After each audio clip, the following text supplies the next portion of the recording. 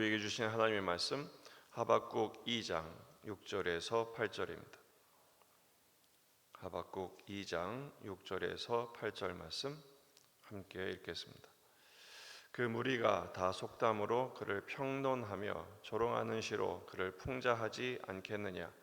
곧 이르기를 화 있을진저 자기 소유 아닌 것을 모으는 자여 언제까지 이르겠느냐. 볼모 잡은 것으로 무겁게 짐진 자여 너를 억누를 자들이 갑자기 일어나지 않겠느냐. 너를 괴롭힐 자들이 깨어나지 않겠느냐. 내가 그들에게 노략을 당하지 않겠느냐. 내가 여러 나라를 노략하였으므로 그 모든 민족의 남은 자가 너를 노략하리니 이는 내가 사람의 피를 흘렸으며 또 땅과 성읍과 그 안의 모든 주민에게 강포를 행하였음이니라. 아멘. 본문에 계시된 주님은 어떤 분이십니까? 자기 것이 아닌 것을 모으는 자에게 화가 있음을 선포하십니다.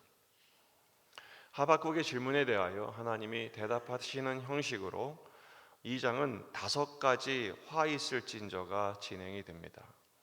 첫 번째가 오늘 본문 남의 것을 모으는 자에 대한 화, 두 번째가 부당한 이익을 취하는 자, 세 번째가 피로 성읍을 건설하는 자, 네 번째가 이웃을 술 마시게 하는 자, 다섯 번째가 목석에게 말하는 자, 이들에게 화가 있음을 선포하죠. 이 화는 슬프도다, 애곡한다 이런 뜻입니다.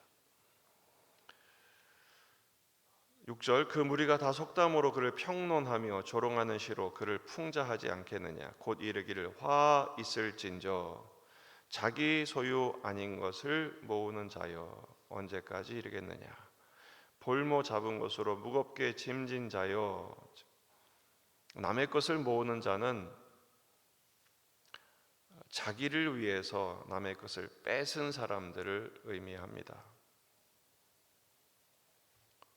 빼앗아서 쌓았지만 그 쌓은 것이 결국 무엇을 쌓은 것이냐?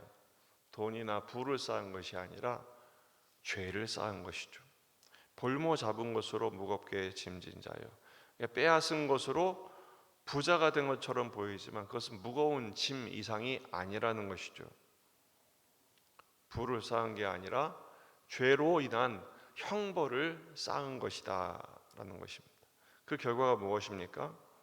너를 억누를 자들이 갑자기 일어나지 않겠느냐. 담보로 빚을 무겁게 하는 사람을 의미합니다. 빚쟁이 같이 갑자기 들이키지 않겠느냐 이런 말이죠. 너를 괴롭힐 자들이 깨어나지 않겠느냐. 내가 그들에게 노략을 당하지 않겠느냐. 수많은 민족을 털었으니 이제는 너희가 털릴 차례다 라는 것입니다. 그렇게 화를 선포하신 이유가 뭐죠? 8절에 내가 여러 나라를 노략하였으므로 그 모든 민족의 남은 자가 너를 노략하리니 이는 내가 사람의 피를 흘렸으며 또 땅과 성읍과 그 안의 모든 주민에게 강포를 행하였습니다. 피를 흘리고 악행을 한 것입니다. 심은 대로 거두게 될 것이라는 거죠.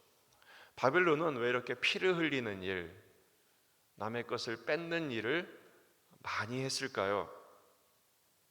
자기들에게 있는 그 힘이 영원할 줄 알았던 것입니다. 자기들의 쌓은 부가 영원할 줄 알았던 것입니다. 하지만 이 세상 것은 영원한 것이 없습니다. 결국 하나님께서 마침내 영원할 줄 알았던 그 힘이 사라지고 그 부마저 없어질 것을 지금 화로다, 화 있을진저 이렇게 선포하고 있는 것입니다. 한나의 노래에서 사무엘상 2장 8절에 이렇게 선포하죠. 가난한 자를 진토에서 일으키시며 빈궁한 자를 거름더미에서 올리사 귀족들과 함께 앉게 하시며 영광의 자리를 차지하게 하신도다. 땅의 기둥들은 여호와의 것이라 여호와께서 세계를 그것들 위에 세우셨도다. 하나님은 높은 자를 내리기도 하시고 낮은 자를 높이기도 하시는 모든 주권은 하나님께 있는 것이죠.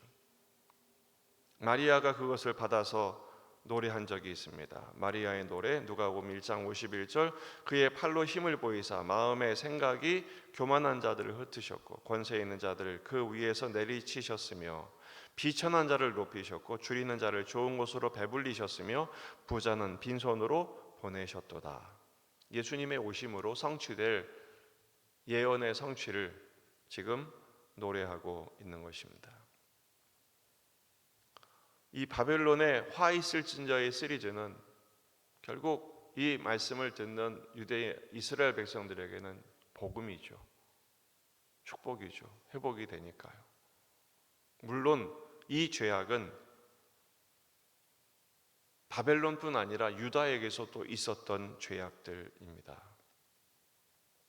그러므로 오늘 말씀을 통해서 우리가 생각할 내용은 두 가지입니다. 하나는 그리스도의 갚아주심을 기대하자라는 것입니다. 계시록 6장 10절 큰 소리로 불러 이르되 거룩하고 참되신 대주제여 땅에 거하는 자들을 심판하여 우리의 피를 갚아주지 아니하시기를 어느 때까지 하시려 하나이까 하니 각각 그들에게 흰 두루마리를 주시며 이르시되 아직 잠시 동안 쉬되 그들의 동무종들과 형제들도 자기처럼 죽임을 당하여 그 수가 차기까지 하라 하시더라. 딱 그 수가 찼을 때 하나님께서 복수해 주시겠다, 갚아 주시겠다는 것이죠.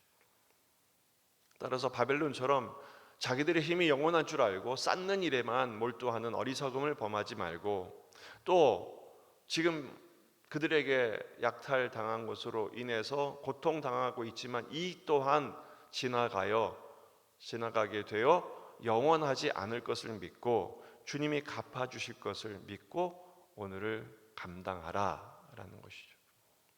있다고 자고하지 말고 없다고 낙심하지 말라는 것입니다. 주님은 다 갚아주십니다. 그럼 오늘의 이 과정은 이 고통과 이 십자가의 과정은 무엇입니까? 이 과정을 통해서 우리를 거룩하게 하시죠. 그리고 바벨론을 반면교사 삼게 하십니다. 그래서 두 번째 교훈은 바벨론에서 내 모습을 찾아내야 하는 것입니다. 바벨론은 남의 피를 흘리는데 앞장섰습니다. 악행을 멈추지 않았습니다. 이것은 유다의 모습도 마찬가지라고 했습니다. 다름 아닌 이 시대의 모습도 다르지 않으며 오늘 우리 안에서도 그 요소가 얼마든지 있음을 인정하고 찾아내야 합니다. 바벨론은 하나님이 그들에게 천벌을 내리십니다. 하나님의 자녀들은 징계하심으로 고쳐내십니다. 혹시 우리는 남의 것을 뺏지는 않은지 생각해 보십시다. 이렇게 기도하는 분들이 남의 것을 뺏는 일을 뭐 하겠어요? 근데 여러분, 나도 모르는 사이에 남의 공을 가로채거나 남의 것을 깎아내리는 일을 하고 있지는 않습니까? 그거 뺏는 일입니다.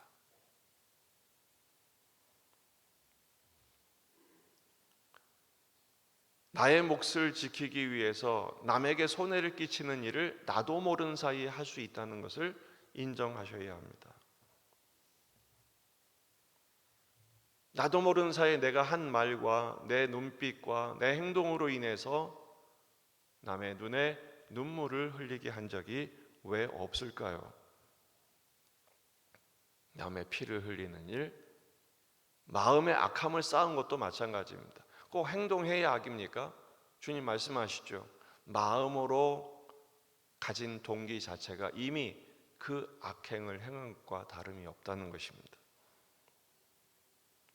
우리는 남의 피를 흘리는 자가 아니라 우리를 위해서 대신 피 흘려주신 예수님의 십자가 짐의 사역에 참여해야 합니다. 내 몫에 태인 십자가가 있다는 것입니다. 주님은 우리를 구원하기 위해서 기꺼이 희생양이 되어 주셨습니다. 우리가 예수의 제자라면 그 길을 걸어야 하는 것이죠.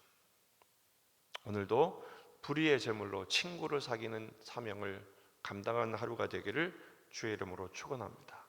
나누고 베풀고 섬기고, 이게 주님의 사랑을, 너희 아버지의 자비하심처럼 너희도 자비로운 자가 되라. 내 안에 바벨론의 요소를 뽑아버리고 하나님의 자녀요, 예수의 제자로 살아가는 저와 여러분이 되시기를 주의 이름으로 축원합니다. 기도하시겠습니다. 말씀을 붙들고 우리 자신과 가정과 교회와 이 지역의 복음화, 민족의 복음화, 세계 복음화를 위해서 기도하십니다. 말씀을 붙들고 또 환우들, 군에 있는 아들들, 수험생들을 위해서 다 같이 기도하겠습니다. 참 좋으신